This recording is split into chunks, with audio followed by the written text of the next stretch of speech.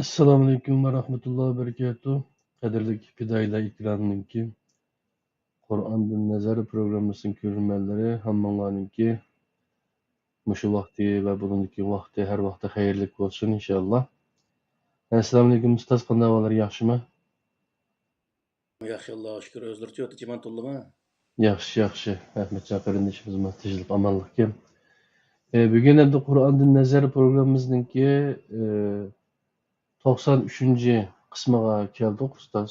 Buningda shu Qur'onning nozil qilinish maqsadi to'g'riliq bir so'zlab bersalar. Buningda hamda inson o'z irodasi bilan yaxshi yomonni farq etgudek aqlga ega qilingan ekan. Nima uchun yana Qur'on, ya'ni vahiy tushirildi? Uning nozil qilinishiga maqsad, g'oyasi nima? Bu vaqtda misol bilan Qur'on manbalik din borasida Qur'ondan nazar tashlasak, buning javobini qandoq birimiz ustoz? Qani marhamat. Assalomu alaykum dunyoning qaysi joylariga hurmatli qarindoshlar, hammanglarga har vaqt xayrli bo'lsin. Abdulaziz qarindishimiz degandek Qur'on nazar programmamizniki 94-chi qismi bu, 93mi? 93-chi qismiga keldik. Endi asta buning o'zini 100-chi qismiga ulashtira olamizmi-ki, ashunaqam qilib bu programmani oxirlashtirishni niyat turyapmiz inshaalloh. Oxirsida bir boshqa savollar tushmasa. Endi bugungi bu Qur'ondan nazar programmamizniki Qur'onning nozil qilinish maqsadi degan o'zi shu masala ustida biroz to'xtalamiz.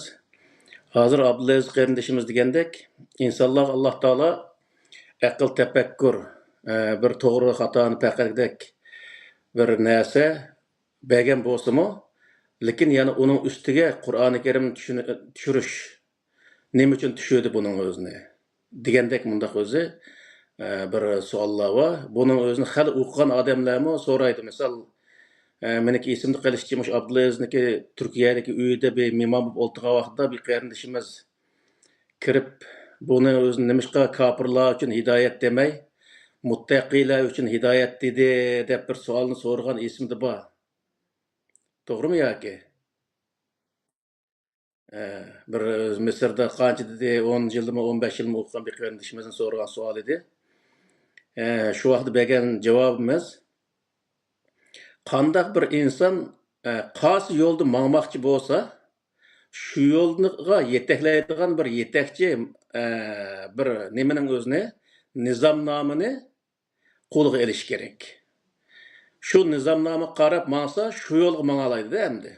Masalan, shu vaqtda misol keltirgan yerim bir odam sotsializm o'zi yo'lida mangma desa, sotsializm nizomnomasining o'zini elib, shuningdan nima ishni qilsa sotsialistik bir yo'lda mangan bo'ladi ekan. Ashuna o'zi o'rganib shu yo'lchi mangan vaqtida o sotsialistik bir yo'lda mangan bo'ladi. Xuddi shunga o'xshash bir odam to'g'ri yo'lda mangma, ya'ni Alloh ko'rsatgan yo'lda mangma desa, aqlni ishiltishli yetmaydi. Chunki dunyoda nurg'un insonlar bor, nihoyat yaxshi kallasi ishlaydi. Ammo u ishlagan bilan uniki nurg'un narsalarni jamiyat bo'layotgan narsalar qarab insonlar bir narsani bir yomon ishning o'zini ko'raversa, u normallikqa aylanib qoladi insonga. Masalan, hozirgi vaqtda Yevropada o'xshash jinsliklarni to'y qilishga qonun jihatdan yo'l qo'yiliq. Nima uchun degan vaqtda bu narsaning o'zi uzun muddat bu davlatniki qonundan o'tmay, insonlarning kallasidan o'tmay yurilavergan. Endi keyin u odamni aynib, ashundaq o'zi yashash avjab ketgandan keyin u narsa davlatning o'zida bir odam yana bir odamniki shaxsiy hayotiga kirishga bo'lmaydi, uni ayblashga bo'lmaydi degandek nurg'unlagan prinsiplar bo'lgandan keyin, cheklimlar bo'lgandan keyin andaki uningga yo'l qo'yish qatoridagi bo'ldi bular o'zaro to'y qilib birga yashasa bo'laverdi deganga o'xshash mundaq o'zi qonunlarni chiqarishlik misolda. Bumi hamda insonlarniki aqli ishlab ba'zi yerlarga kelgan vaqtida bek nemenin özüne dairini kengaytib ötüp, u yerge yomon narsalarmi aql doirasida yomon narsalarni kirib qolishga sabab bo'lganligini ko'rsatadi. Shuning uchun Alloh taolo bu yerda aqlni ishlatsa, lekin u aqlni mushu doirada ishlatsang to'g'ri bo'ladi. Uning sirtiga chiqarsang, u vaqtda u aql yomon narsani u yaxshi narsaga aylantirib qo'yadigan narsa bo'ladi. Misol, uranium uning o'zini bir metal qatorida ishlatishga bo'ldi. Ammo uni atom bombası yasab turib, bunun o'zini beshiga kallani bak ishlatib ketib, insoniyatniki yoki tabiatniki beshiga etib, tabiat dunyosiga, insoniyatga o'zi ziyon yetkazadigan holatga yetsa, u vaqtdagi o ishlagan aql ziyon narsaga ishlagan bo'ldi misolda. Shuning uchun bu yerdagi narsa nima degan vaqtida Alloh taolo Qur'onda hudud deb o'tganda shu to'g'ri to'xtaldik. Hudud deydi, chegara degan gap ham bizniki nimamizda har narsaniki eng oxirgi chekining o'zini belgilab qo'ygulik. Shu chekdan eshib ketgan vaqtida u narsa yaxshilikni yomonlikqa qarab mangadi. Misol, uyda bir sapliqda o'zi say qurayotgan bo'lsak, sayni qurib qotimiz, u toza yaxshi qurilib bo'ldi. Shu yaxshi qurilib bo'lgan vaqtda to'xtatishimiz lozim. Ham uni yana qayta qurilib versak, u kuyib ketadi misolda. Xuddi shunga o'xshash hamda aqlma ayndaq o'zi to'g'ri narsaga ishlatsak, u ishlaydi. Ammo uni ishiltiyversak, uningdagi xato narsaniki ichi kirib, uning o'zini faqat o'ziga foydali, boshqa insonlarga ziyonli yoki bo'lmaydi vaqt kelsa o'ziga ziyonli, shunday bir holatga yetganimi, u inson his qilib bo'lolmay, uningdagi uni foydali bir narsaning ichiga akirib olgan bundaq holat shakllanadigan gap. Shuning uchun Alloh taolo bu yerda Qur'oni Karimni tushirishdagi birdan bir maqsad nima degan vaqtida insonni aqlni ishiltish, tafakkur qilishga buyurish bilan birga u aql tafakkurning o'zini kontrol qilib turgan bir chegaraning o'zini belgilash uchun Alloh taolo bu Qur'oni Karimni tushirgan.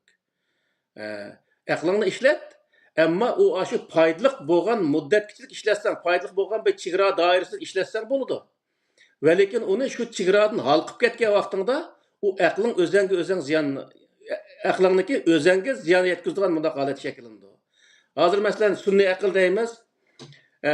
Sunniy aqldan hozir buni insonlar ishlatyapti. Bir zamonlar kelgan vaqtda ashundaq o'zi u millionlagan olimlarniki aqlniki javhirining o'zini u narsa qachilab olgandan keyin u narsa keyingi vaqtda insoniyatga jo'gatmay, insoniyatga o'zi ziyonli bir narsani qilib qolamo degan andishimi hozirgi vaqtda mavjud misol. Buni shu yaxshi kontrol qilolmasa, u insonlarga ziyon yetkazishi mumkin. Xuddi atomga o'xshash, uning o'zini elektr stansiyasi qurib, insoniyatniki foydasi uchun ishlasa bo'ldi. Lekin u portlab ketgan vaqtida, atom elektr stansiyasi portlab ketgan vaqtida nurg'unlagan yerga ziyon yetkazgan gap. Bu kontrol chiqqan vaqtda undaq bo'lgan gap. Xuddi shunga o'xshash Qur'onda Alloh taolo aqlingni ishlatinglar, tafakkur qilinglar, oq-ko'k degan nurg'unlagan o'zi oqibatni o'ylanglar degan nurg'un sohada buyruqlarni beriklik. Hamda o nurg'un odam deydi, biz aqlimizni ishlatib, andaq qilamiz, mandaq qilamiz, to'g'ri yo'lni tepib ketamiz, oq-ko'k deydigan bunday insonlar bor. To'g'ri yo'lni tepib ketadi. Lekin u chekdan eshib ketgan vaqtida u to'g'ri yo'l, xato yo'lmi to'g'ri yo'ldek ko'rinib, misolda bundaq bir odatda shu to'plarni nima qo'yadi-ku, aroq ichmang degan bir ibora yo'q. U yerda o'zi yaqinlashmang degan ibora bor. Uning uchun o'zi ichsi bo'ldi degandek o'zi ichsi bo'ldi, faqat masqidek darajada ichmasa bo'ldi degandek shundaq nurg'unlagan shundaq fatvolarni kirdirib o'ziga o'zi aniq tafakkur qilib topgan narsa qatorida endi bundaq nima qildi endi. Shuning uchun bu yerda Qur'oni Karimniki nozil qilinish maqsadi degan vaqtida her narsaning chekini belgilash. Masalan, inson haqlari degan vaqtida insonniki rost haq huquqlari bor. Endi bir doiraga kelgichilik. Misol, meniki so'z qilish erkinligim bor, so'z qilish huquqim bor. Ammo o so'z qilishim nega vaqachilik degan vaqtda o'zimniki doirasida so'z qilish haqqim, huquqim bor va u qachoniki boshqalarniki so'zni qilish, boshqalarniki g'ayvatini qilish, boshqalarga bo'xton chaplash, u meni og'zimdan chiqargan gap bo'lgandan keyin o'sha doiraga o'tgan vaqtda u o'zi va man yataadda hududallohi faqat zalama nafsi degan oyat bo'yicha Alloh taolo belgilagan so'z qilish huquqi doirasidan o'zi o'tib ketgan bo'ldi. Shu vaqtda o'zimga va boshqalarga zulm keltiradigan bunday bir narsa bo'ldi. Shuning uchun bu yerda Qur'oni Karimning o'zini Alloh taolo bu halqi nimadimi oyatlarning o'zidimi Qur'onni biz silniki ehtiyojinglar va Mushu Qur'on bo'lmasa, sizning kallanglar faqat ishlamaydi. Shuning uchun buni tushundik deb unda Qur'oni Karim bunda bir oyat yo'q. Va Qur'onda nima degan vaqtda Qur'oni Karimni in'om qilgan qatorida oyat bor. Masalan, sura Fatihada an'amta alayhim deydi. An'amta alayhim deganning o'zi in'om. In'om deganning o'zi masalan meniki bir odamniki 5 tangisiga ehtiyojim yo'q. Mening ballarımның bir 5 tanga ehtiyojı yo'q, lekin heyitlarda bizniki alog'inli kelgan vaqtda ballarımga 5 tanga 10 tangadan ma heyitlik deb o'zi berdi, hadiya qatorida yoki heyitlik qatorida berdi. Men bu xalqniki uyga olgan vaqtda xalqning ballarga 5 tanga 10 tangadan berma, misolda. Shu vaqtda bu nima bo'ldi desa, bizning ehtiyojimiz yo'q bo'lsa-mu, uning o'zini berish. Bəgərdəki onun faydalanish. Misalda, bunda shuning uchun in'om deganning o'zi seniki baribir mushu narsaga ehtiyojing bo'ladi bir vaqtda. Ehtiyojing bo'lgan vaqtda shu ehtiyojingni o'zi joyida o'rindash uchun mushu narsani foydalansang, seniki aqlingni texmbak joyida o'zi ishlatgan bo'lsa degan maqsadda Alloh taolo Qur'oni Karimni tushunishlik va tushunishdagi maqsadning o'zini bayon qilib tushirish usulini o'zini bayon qilib alohida in'om qatorida insonlarning aqliniki ustida yana bir o'zi insonlarga texnik yaxshi bir yo'l ko'rsatadigan bir usul yoki yo'l nimani o'zi tafakkur qilish, tadabbur qilish, aqlni ishiltish usullarini o'zini o'rgatish maqsadida Alloh taolo Qur'oni Karimning o'zini tushirishlik. Hem bunu da nurg'ulgan o'zi prinsiplarni o'tirib qo'ydi Alloh taolo misolda Qur'oni Karimda. Tushirishdagi maqsad nima degan vaqtda birinchi insonlarniki aqlini o'ziga ziyo yetmaydigan, o'ziga foydali va boshqa insonlarga foydali bir doirada tutib turish uchun bu Qur'oni Karimni tushungan bo'lsa, ikkinchi bir tarafdan u Qur'oni Karimdagi prinsiplar orqali o'ziniki dunyo va oxiratlik yana nurg'ulgan ishlarning o'zini to'g'ri qilish. To'g'ri qilish deganlikning o'ziga foydali emas, o'ziga ham foydali, boshqa insonlarga ham foydali. Hech bo'lmaganda boshqa insonlarga ziyo yetmaydigan darajada o'zi qilish o ishning o'zini. Ya'ni bir ish qildim deb o'ziga foyda yetkazish, o'zini foydalash emas, o'zi foyda olgandan sirtida boshqalarga foydalash lozim. Eğer o'zi eng to'van darajaga tushgan vaqtda buni o'zi foyda olgan taqdirdami boshqalarga ziyo yetmaydigan darajaga akilish. Bu o'zi eng to'van darajasi bu bo'ladi. Mana shu holatda o'zi Qur'oni Karimni o'zini kontrol qilishni va qilgan ish harakatlarini va tafakkur, tadabburlarning o'zini va aqlning o'zini mana shunday o'zi ishlatishga Alloh taolo buni o'zi prinsiplarni belgilaylik. İnsanlar aqlni mana shu prinsiplar bo'yicha ishlasa bo'ladi.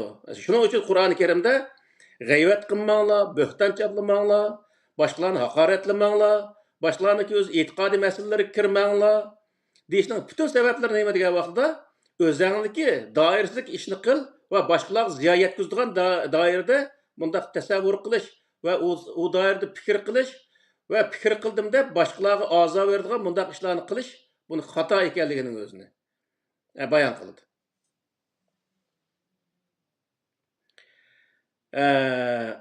Endi bu Qur'oni Karimniki nozil qilinishniki yana bir maqsadi nima degan vaqtda insonlarniki o'zi insonlarni oqartish deymiz bizda. Ya'ni ilmiy dunyo bilan, ya'ni insonlarning dunyosini bir ilmiy bir dunyoga aylantirish.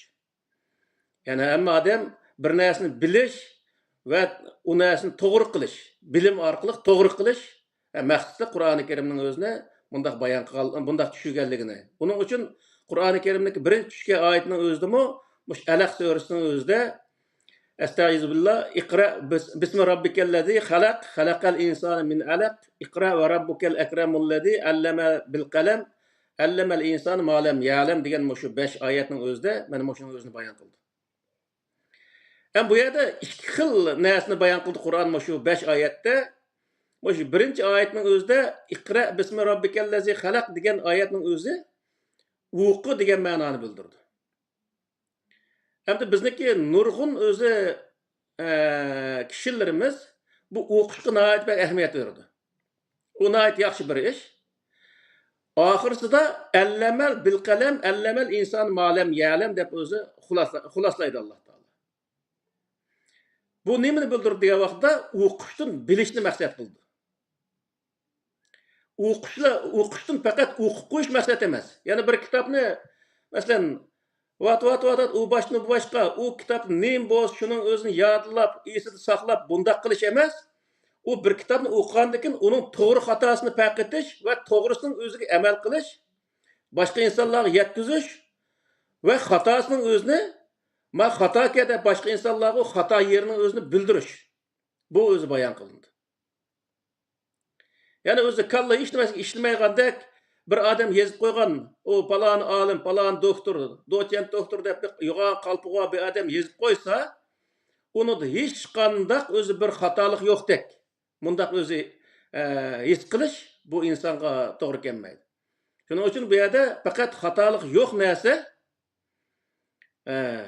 ilohiy kitoblar, ya'ni Qur'oni Karim. Boshqa o'zi kitoblarniki hech birisida xatolik yo'q deyishga qat'iy bo'lmaydi. Uning uchun o'zi uni to'g'risi va xatosi va uning uchun o'zi uni o'qigan vaqtida to'g'risining o'zidan foydalanish, xatosining o'zini ama xato deyish. To'g'rining o'zini nurg'un insonlar va bizniki yana bizning oramizdan bor, bizning shu Uyg'urlarning orasida va boshqa millatdan bor bu narsa o'zining manfaatiga to'g'ri kelganning o'zini to'g'ri, manfaatiga to'g'ri kelmaganni xato degan bundaq narsalar bor.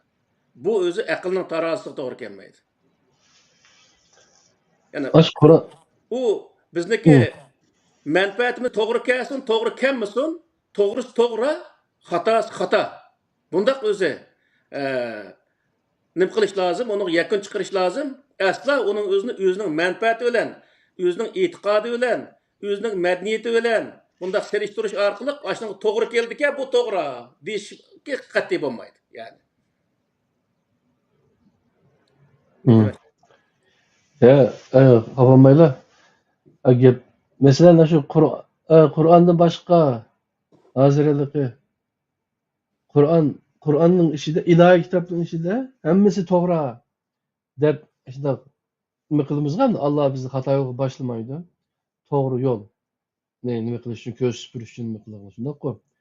Uning ichida lekin xato dishib ketganlarning qanday xatolashganligi to'g'riliq ash xato nimalarni ko'z supurish uchun ash narsalarni bor masalan, shundaymi? Albatta. Shuni demak qistilmoqchidim. Endi bu ilohiy kitob degan vaqtida, misol shu kitobning originalini nima qilamiz biz endi originalni maqsad qilib deyotimiz. Ammo masalan Tavratni misol qilgan vaqtida Tavratning originali Qur'oni Karim tasdiqlagan bir nusxa degan gap. Alloh taoladan nozil qilingan. Ham uniki misol sharisi va Talmud deydigan. Hozir u 66 parcha kitob hamda yomon cho'ng bir kitoblar hamda u. Hem o 66 parcha kitobniki hammasining o'zini bu yerda nimqa vaqtida o sharisining o'zini hamda Talmudning o'zi o sharisi desak, sharisining hammasi yana to'g'ri deyishga bo'lmaydi. Misol bizniki Qur'oni Karimniki shariyasida misol shariy deganimizda tafsirlar deymiz arabcha.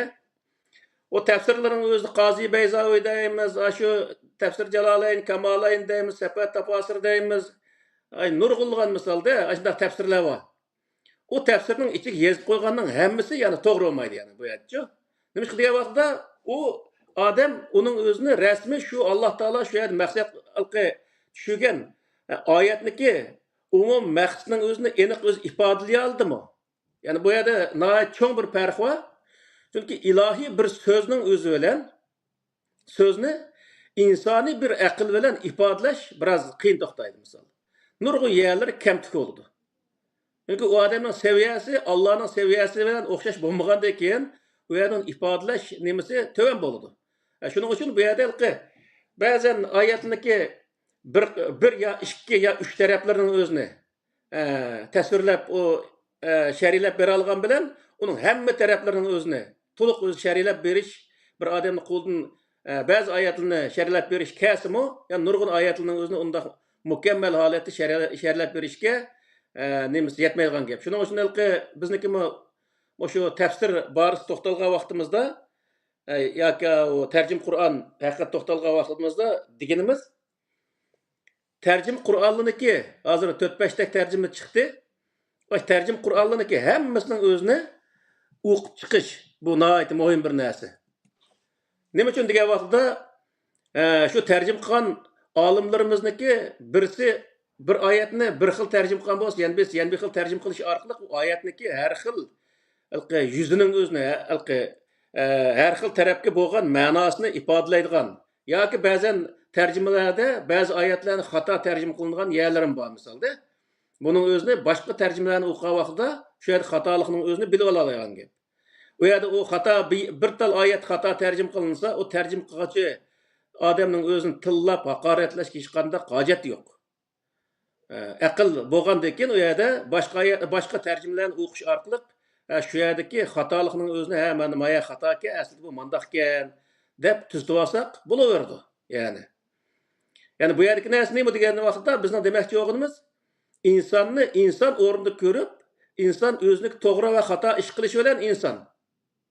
Asla u 100% ish qilolmaydigan bir maxluq ekanligini bilgan vaqtimizda, uni xatoligini ko'rgan vaqtda men to'xta, insonlikda bu xatolik bo'ladi. Hattoki nurg'un payg'ambarlarning o'zi Qur'oni Karimda zikr qilingan payg'ambarlarning nurg'unlari ba'zi ishni qilganlik haqida to'g'ri ish qildi deb o'zi unga baho berilgan bo'lsa, nurg'un yerlarda uni xatoligini yuziga selib ayıplangan yerlari bor. Demakki payg'ambar bo'lsa-mu, u bir inson bo'lganligi uchun u xatolik o'tkazganligi, odatdagi boshqa insonlarning xatolik o'tkazganligini, ya'ni xatolik bilan u inson bo'lganligini his qila olamiz degan gap. Shuning uchun bu yerda birisini ayıplash o muhim narsa emas. Uniki o'zi qilgan ishidagi xato yerini topgan vaqtda jasanmay u yerda ma xato ekan, buni to'g'risi ma ekan deb o'zimizni to'g'rilasak, shu vaqtda yaxshi bo'lgan bo'ldi. Ya'ni Qur'oni Karimdagi maqsad bu, ya'ni insonlar o'ziniki qilgan ishining o'zini Qur'oni Karimdagi prinsiplarga selish orqali uniki to'g'ri xatoligining o'zini, qilayotgan ishi, qilayotgan gap so'zlari, adab axloqlari, misolda e'tiqodlardan tortib hammasining o'zini Qur'oni Karimdagi mantiqlari, Qur'oni Karimdagi o'z prinsiplarga selish orqali uni to'g'rilab olish uchun Alloh taolo Qur'oni Karimni tushirganligini bayon qiladi misol. Shuning uchun bu yerda e'tiqod talishib, o mazhab on debdi, ma mazhab man deb bu yerda mazhabni bazoga selib, paloni olim onda deb bu yerda boshqa olimlarni tillab haqorat qilish hech qanday hojat yo'q. Qanday qilamiz o vaqtda deganda, biz shu o'zimizniki shu e'tiqodining o'zini Qur'oni Karim ko'rsatgan e'tiqod qilib solamiz. Saga vaqtida biz to'g'ri e'tiqod ekanmizmi yo xatoda turibdikmi? Shu yerda Qur'oni Karim o'zimizga shundaqla o'zi yo'lning o'zini ochiqlab bizga ko'rsatib qo'ydi. Shu vaqtda biz o'zimizniki e'tiqodning xato yo to'g'riligini, qilayotgan ibodatimizni Qur'on saga vaqtida o ibodatni Qur'oni Karim ko'rsatgan shaklda qilibdikmi yoki uni to'g'ri Qur'on ko'rsatgan shaklda qilmabdikmi? Misol, hamma narsa shu Qur'oni Karimda bo'lgandan keyin ashunga selish orqali uni o'zini biz o'zi nim qilsak, jin qilsak yoki o'zimizniki shu narsani to'g'rilasak, u vaqtda to'g'ri bo'lgan bo'ldi. Ya'ni Qur'oni Karimniki nozil qilinishniki eng muhim sabablari mana shu sabablardir. Her bir inson o'zini taroziga selish uchun tarozi nima degan vaqtda Qur'oni Karim. Qur'oni Karimning tarozisiga selib o'zining gap so'zlari, adab axloqlari, e'tiqodlari, ish harakatlaridan tortib hamma narsani mengishtirishgacha kiyim kechak kiyishdan tortib hamma narsaning o'zini shu Qur'oni Karimga solgan vaqtida u odam o'zining to'g'ri qilganlik yo xato qilganligini o'zini shu yerda his qila oladi. Uningdan keyin o'zi xato qilib qolgan bo'lsa, shu Qur'oni Karimda ko'rsatgandan keyin, ha to'g'ri, ma'ning o'zini men xato qilibman. U vaqtda men ma'ning o'zini mandaq qilsam bo'g'day deb, shuni qarta o'zini o'ngishsa, u Alloh ko'rsatgan yo'lga kirgan bo'ldi u vaqtda odam. Qur'onda mandaqga hamda unda bo'lgan bil bu degan mandaq degan gap bu ekan emasmi deb uni kechdi ma'niyati o'lib misol o'sha Qur'on degan ximor to'g'riliq shunda bir talash tortishib ketdi mazgil. Ximor degan parda degan gapga deb shunda bir bozor sep ketdi. Uning o'zi yog'liq chigis degan gap chiqmaydi ki. Deb o'tirib shunda o'z yog'liqni evatqisi kelib ketdi nurg'un odamniki. Aşında qilqi puchaklashib ketadi insonlar. Bunda ishga hech qanday kerak yo'q. Ximor deganning o'zini odatda misol keltiryapmiz-da. Bu arablar shu ximor degan narsani nimaga ishlatadi ekan? Misol.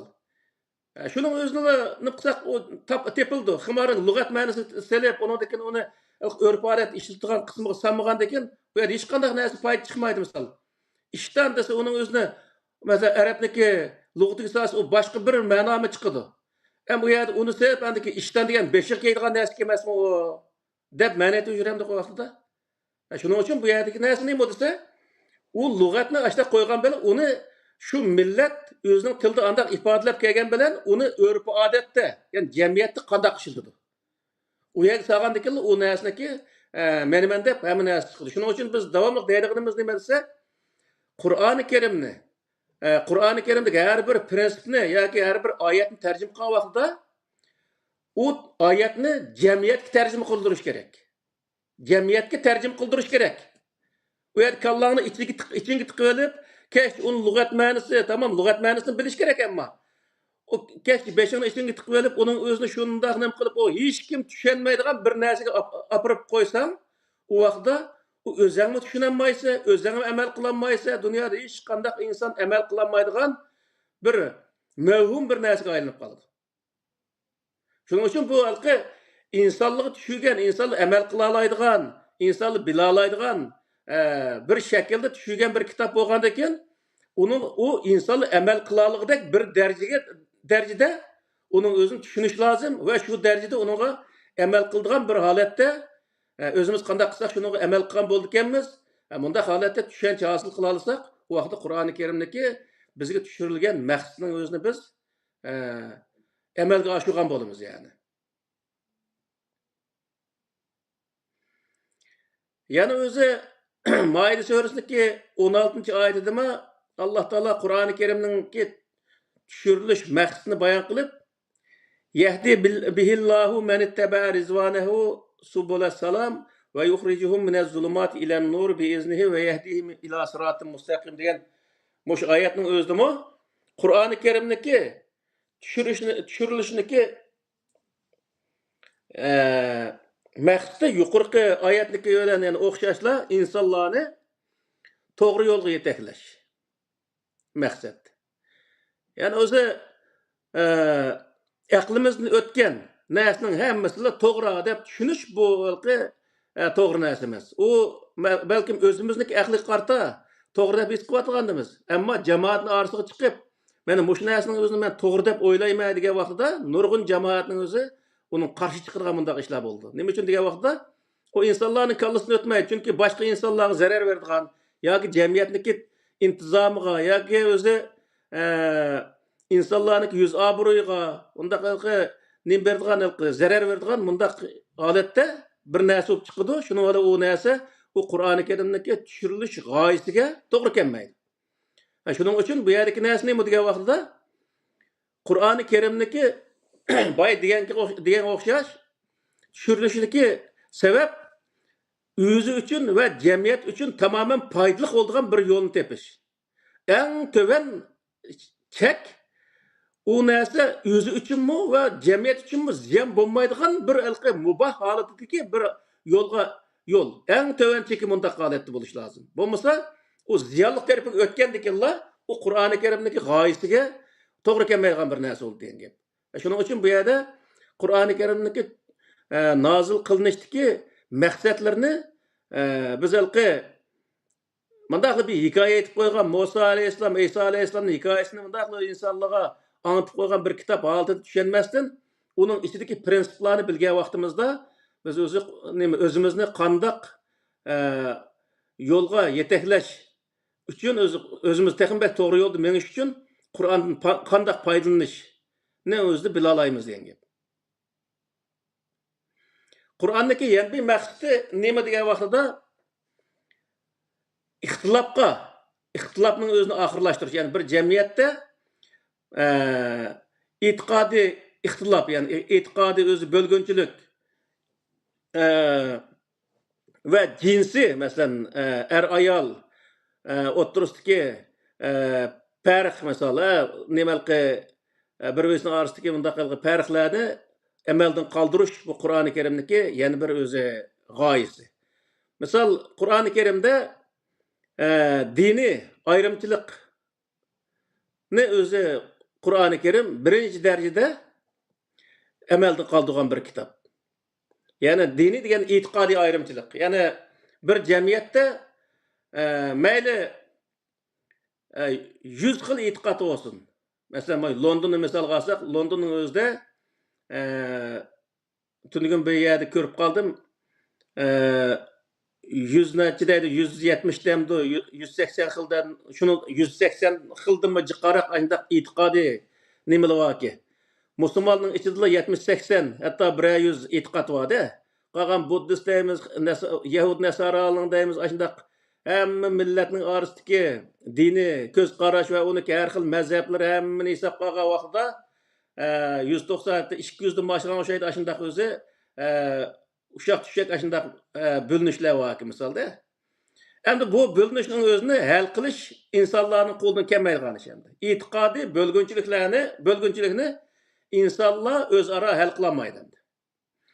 Bir odam maxsus o'zi bir millat hammasi islom diniga e'tiqod qilgan vaqtidami, uniki ko'nglida har insonning ko'nglida yana bir insonnikiga o'xshamaydigan farqli bir yeri bo'ldi.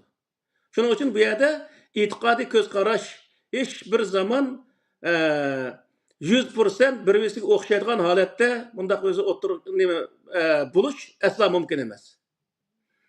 Shuning uchun bu Qur'oni Karim e'tiqodiy ko'z qarashining o'zida har odamniki e'tiqodi o'ziga, boshqa insonlarning e'tiqodiga hujum qilish yoki boshqa insonlarning e'tiqodini kamsitish yoki e'tiqod sababli dushmanlik paydo qilish tamamen xato deb shu o'zi e'tiqodi orliqdagi o'zi e'tiqodi ayrimchilikning o'zini Alloh taolo bu yerda hamma odamning o'zining ish qatorida bir-birisining e'tiqodi sababli dushmanlashmaslikka Alloh taolo buyruqliq.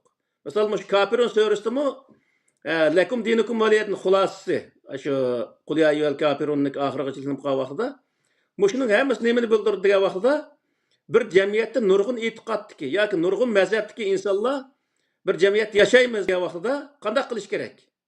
Qur'on ashunga insonlarga yo'l ko'rsatib, hamma e'tiqoddagi insonlar o'zlarining e'tiqodi o'zamga, men boshqa insonlarning e'tiqodi bilan ishim yo'q deb degan vaqtida har inson yana bir insonniki nimasini diniy e'tiqod, urf-odat, nas-keraklarni hurmat qilish, ya'ni har inson yana bir insonning o'zaro bir-birisiniki e'tiqod har sohadagi ishlarning o'zini hurmat qilish sharti bilan yashagan vaqtida inoq yashay oladiganlikni Alloh taolo bilganligi uchun Qur'oni Karim nima deb bayon qildi desa lakum dinukum valiyadin. Ya'ni diniy sohada e'tiqodiy farq sababidan insonlar dushmanlashishga bo'lmaydi. Shuning uchun har insonning e'tiqodi o'ziga deb qargan vaqtida bu e'tiqodiy masala hal bo'ldi. Ya'ni mana aytgan vaqtida shuning uchun bu halqi sen meningdek bo'lmasang yoki mening e'tiqodimga o'xshamasa sen mening dushmanim deb qarashning o'zi Qur'oni Karim tamamen chekilgan bir qarash ekanligini Alloh taolo mana shu oyatda bayon qildi. Ya'ni diniy e'tiqod sohasida, men din sohasida u vaqtda so'zlamamdiq. Bundaq o'zi gap qilgan insonlar bor. So'zlamamdiq u vaqtda deydi.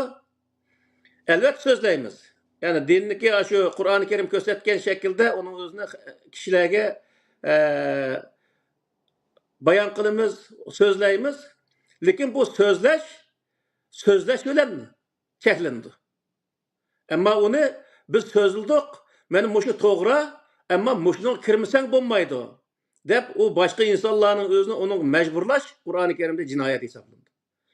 Yani bunun karta Sör Bekar'niki 256. ayetinde La ikraha fiddin qad tebeyyene rushdu minel gay degan mush ayetning o'zida dinni zo'rlash yo'q deydi. Söz her inson to'g'ri deb qarg'an narsani o'ttirga o'zining fikrini o'ttirib qo'yish huquqi va haqqi va. Ammo u haqqi ash o'ttirib qo'yish darajasiga berib to'xtaydi. Ammo u darajani o'tib ikkinchi bir insonning o'zini sen mushunda qarmaydi ekansan deb ayiblash yoki uni dushman tutish yoki uni majburlash bu Alloh taolo belgilagan hududdan halqib ketgan bo'ldi. Shu vaqtda o'zi bu jinoyat o'tkazgan bo'ldi. Shuning uchun bu iymon sohasida biz buningda bu haqda to'xtalgan, ya'ni bir odam iymon deganimiz o'zi ishonch, e'tiqod masalasi. İnsan nimaga ishonsa, ishini versin o'zining ishi. Ammo Qur'oni Karimda ishonish eng to'g'ri bo'lgan bir yer va u nima degan Allohga, malaiklarga, Allohning kitoblariga, payg'ambarlarga va oxiratga ishonish.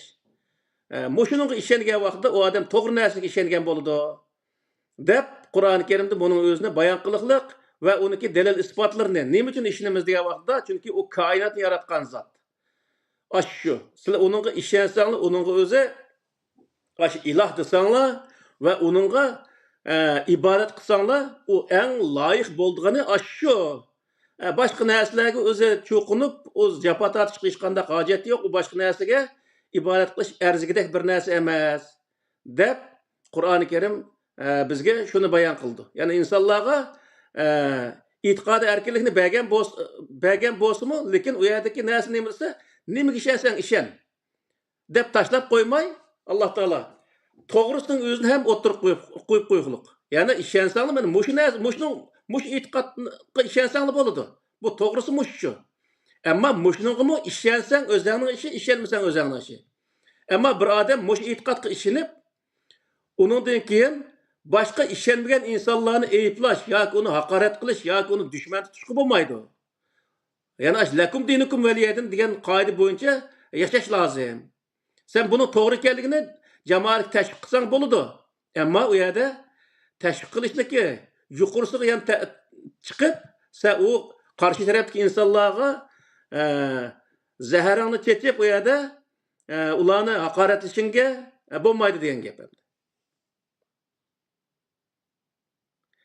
Qur'oni Karim yana milli ve cinsi kemsitishning o'zini nihoyatda qattiq o'zi ayiblaydi, ya'ni cheklaydi. Masalan, Hujurat surasining 11-oyatida Ya eyyuhallazina amanu la yaskhar qawmun an qawmin min qawmin asa an yakunu khayran minhum wa la nisa'un min nisa'in asa an yakunna khayran minhunna wa la talmizu anfusakum wa la tanabazu bil alqab bi'sal ismul fusuq ba'da al iman wa man lam yatub fa ulaykumuz zalimun degan mush oyatning o'zida nəhayət oçuq bayan qılıdı. Yani bir milletnin özünü məskər qılışqı bulmaydı. Bir millet məsələn, bir milletnin mədəniyyəti, tili, örf-adəti, tamağı, hər xil nəslə, yəni bir milletnin oxşamaydı misal. Oxşamalıq səbəbi bilən, yoki o tiliq tetimallıq bir tamağını yap, o tiliq tetimay qap, qasım oşunma neyim boldu mu, kötərəva, bundaq milletnin özündə onu eyiblaş, onu haqaretləşki bulmaydı. Çünki o nəysə, o milletinin özü üçün qimmetlik. Mesela biz tamağımızı nəhayət yaxşı görürüz. Puraqlarını hem de o kadar öz yaxşı görürüz. Lakin bazı insanlar bizning tamağımızın purğa vaxtida o nəhayət öz təskinib, nimə puravatqan deydigan öz insanlar var. Şunun üçün bu yerlik nəsə neyim odisa? Bizde bir gap var. Qağının havalısı özüge ak, kirpinin havalısı özüge yumşaq degan bir gap var. Xuddi shuningga o'xshash. Qağı balam appak, kirpi balam yumşaq.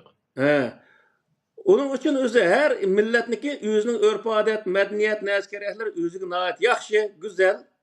Ama özlemning nəhayət yaxşı və gözəl deyə oturub başqa millətlərnikini eyiblaş, kəmsitiş, haqoratlash bu o'zi aqlsizlik yani. Esa o'zaniki nemisniki o'zi urf odat madaniyatining o'zini nəhayət hurmat qilib, shuni o'zi taraq qildirib ketilib. Yani başqa insonlarga so'rish desang bo'laverdi. Bo'lmasa boshqa o'zi ortiqcha uningga o'zi uning bilan jadallashishga hech qanday hojat yo'q yani. Shuning uchun bu yerda Allah Taala nima deydi desa, bir millat, yani bir millatning o'zini masxar qilishga bo'lmaydi. İkincisi, "Vala nisaun min nisain asa an yakunna khayran minhunna." Bu mu aşının qiyatidir? Yani o'zi ayollarning o'zini masxar qilmasin. Bir-birini vala talmizu anfusakum vala tanabazu bil alqab. Bir-birini eyiblamanglar va bir-biringlarning o'zini alqi söküdigan. Yani alqi nima deymiz uning o'zini? Haqoratlaydigan. Haqoratlaydigan bundaq ishlarning o'zini qilmanglar. Uning laqamlarini qo'ymanglar. Alqi kichkina bir ishni qilib qo'ysa, uningga alqi bir laqamni qo'yib bundaq qilmanglar. Deydi Alloh taolo. Va man lam yatub fa ulaykumuz zalimun deganning o'zi ashundaq laqam qo'yib, kishilarning o'zini eyiblab qilgan odamlar shuni qilgandan keyin tövbe qilmasa Alloh taologa u o'ziga o'zi zulm qilgan bo'ldi. Yani zalim qatorida bo'ldi. Zalim deganning o'zi bu yerda ikki xil tarafga mangadi. Biri o'ziga o'zi zulm qilgan, ikkinchisi esa qarshi tarafga zulm qilgan odam bo'ldi. Yani men bir Uyg'ur millati turib, boshqa millatni ko'tarib va bu bir madaniyat olamdi degan vaqtda boshqa millatga zulm qilgan bo'lim yani.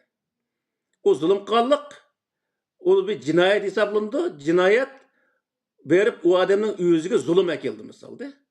Shuning uchun bu yerdagi narsa nima degan vaqtda o'zimizga qimmatli bo'lgan narsa u o'zimiz qimmatli. Har millatniki o'zining qimmatli narsasi bor. Ammo u qimmatli narsaning o'zini meniki o'xshamaydigan deb o'tirib, buning o'zini biz eyiblash, uning o'zini haqoratlash u qat'iy bo'lmaydi. Shuning uchun biz bundaq narsalarga ham diqqat qilishimiz lozim. Yani bu Qur'oni Karimdagi tushirilishniki yana bir maqsadi mana shu. Yani Qur'oni Karim asosan e'tiqodiy erkinlik, fikr erkinligi bergan bo'lsa-mu, lekin u e'tiqodiy erkinlikniki sababidan boshqa insonlar menga erkinlikni berdi deb o'tirib, u e'tiqodga nima? U e'tiqodga o'xshamaydigan odamdagi e'tiqodini bana qilib, uningga hujum qilishni to'sadi va o'ziga o'xshamaydigan boshqa millatlarniki urf-odat, madaniyati qarta uning o'zini haqoratlab qilishning o'zini to'sadi. Shuning uchun bu yerdagi dunyoda inoq yashash uchun shu Alloh taolo mana ikki xil, yani uch xil shartni qo'yiqliq. Uch xil shart nima degan vaqtida biri e'tiqodi nima? Yani e'tiqodi o'zi eyiblash, yani bir-birini e'tiqod jihatdan bir-birini eyiblaşni nim qilish, yo'qotish. Ikkinchisi milli, yani bir davlatda, mesela Angliyaning o'zida nurg'un millat yashaydi. Aşağıda o'zi millatchilik qildim deb o'tirib, boshqa millatni haqoratlash, misol. Bundaq qilishning o'zini cheklaydi Alloh taolo. Yani birisi jinsi, yani erlar ayollardan, ayollar erdan bir-birini ustun ko'rish ishlarini o'zini Qur'oni Karim cheklaydi. Yani hammasi o'xshash. İnsanlık noktasında hech qanday farq yo'q. Uning uchun u yerda nima degan vaqtda hammamiz bir inson sifatida bir-birimizga muomala qilishimiz, er deb ayollarga, ayol deb erlarga undaq qilib cho'ng ko'z tutgan o'zini bundaq ishlarniki bo'lishi bo'lmaydi misol. Ama o Türklarniki nemisini jiq ko'ramiz, ashning o'zida kech analar mandaq deb kech analarni maqtab o'tirgan ashunday bir programmalar jiq. O yani özlemde tamam o biz bir içimiz sıkılıp ketiyotgan gap emas bu. Lekin bu o anılar aşındak bir güzel, aşındak ulug' bir kişiler. Dadılar mı aştak bu yerdeki narsa? Abdurrahim heyetniki bir naqsi var. Hamma adam anamlar dedi. Atlıları yok mu ki ester degan bir gap var. Bir şiirsi var. Demek bu yerdeki narsa nima degan vaqtda balığımı aşındak öğütüş lazım.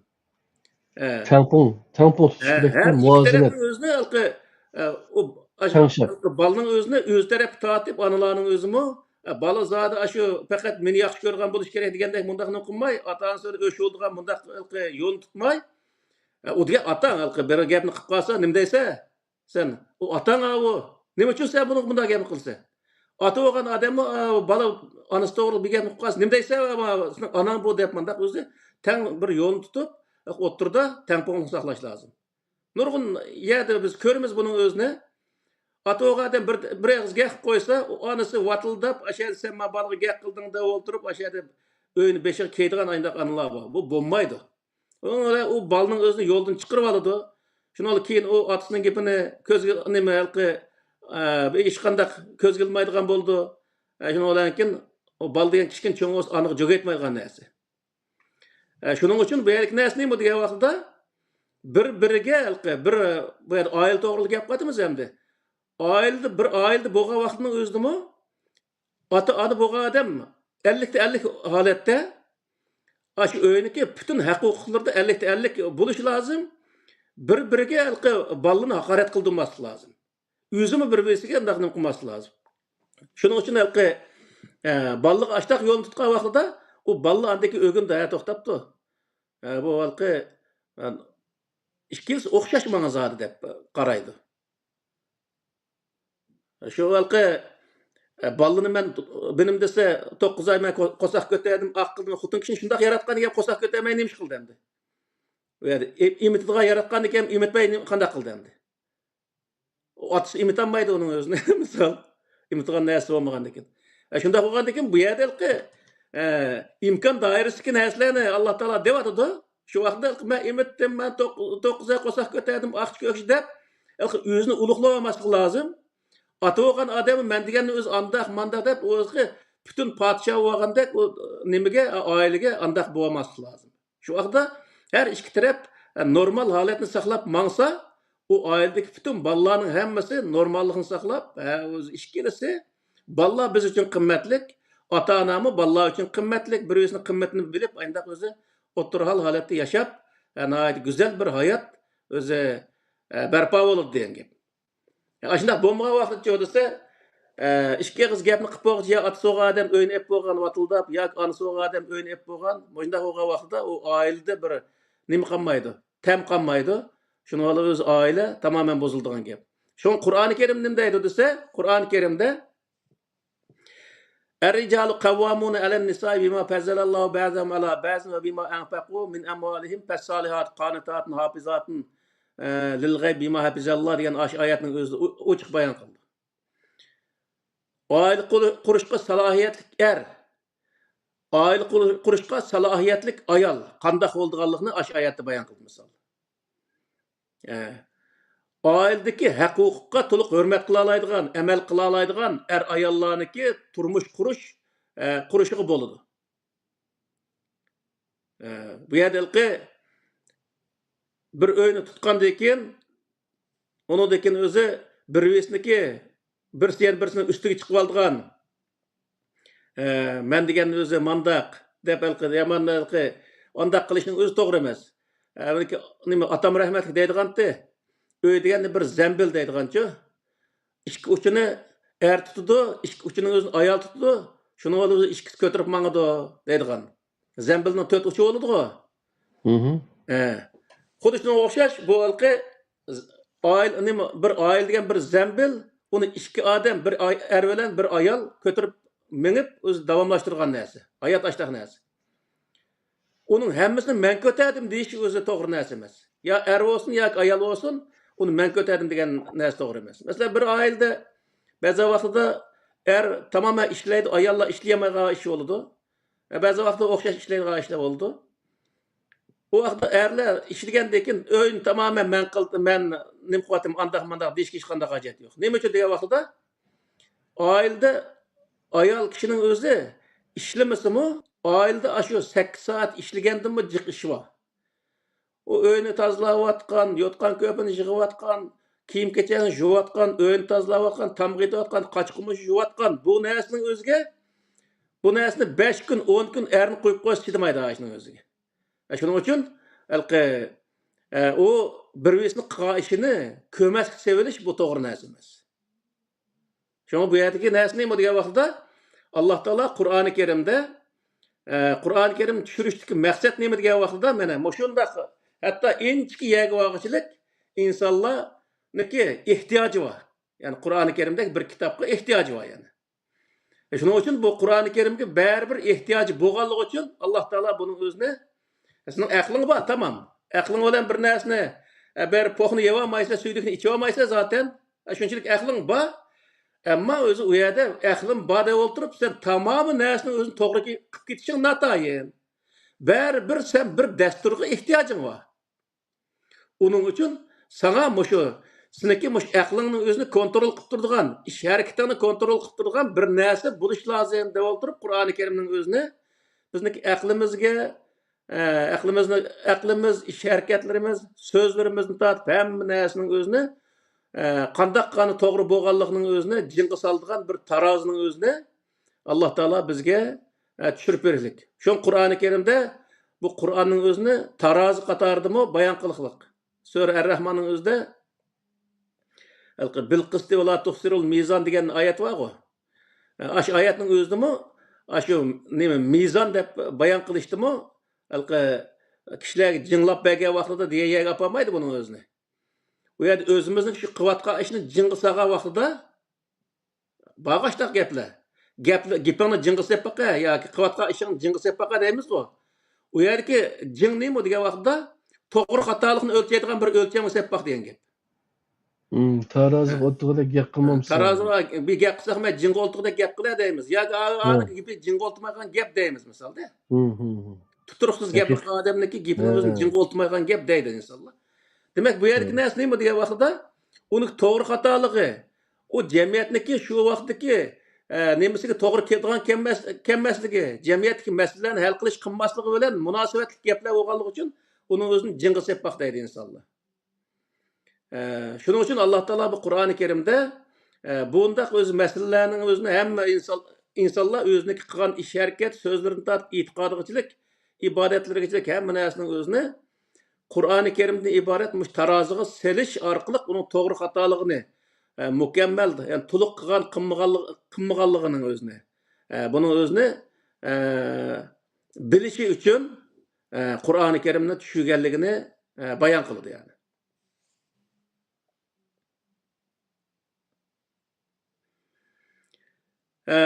Qur'an-ı Kerimdeki düşürilişdeki ýene bir maksat näme diýen wagtda ahlak sahasida.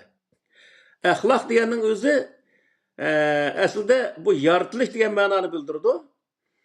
İnsany Allah Taala yaratiş yani yaratiş hususiyetleri. Yani insanyň yaratılışdaki hususiyetlerini bunu öz içine aldy. Bu özü insan hakny kabul kıldygan, batyl karşı turdygan, adaletni kabul kıldygan, zulüm karşı turdygan, rezillik karşı turdygan, moşundaq bir hususiyetke ege misal.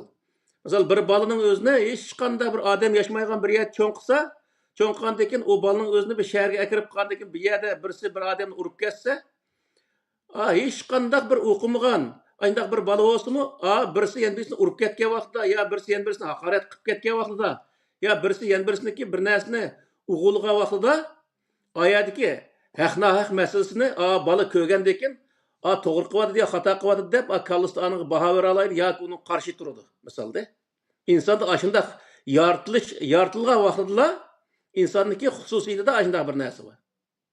Yani insan Qur'an-ı Kerim näme kılady diýen wagtda aş hususiyetiniň özüni insan hatırlatdy yani. Onuň üçin Qur'anny tezkir edýdi. Sen insanlyk halyda yaratyldın. O sınavda mandak ahlak buluş lazım, mandak hususiyetler buluş lazım, mandak ahlakını mandak işletişin lazım diyen nurgun sahasında Kur'an-ı Kerim'de belgileme var.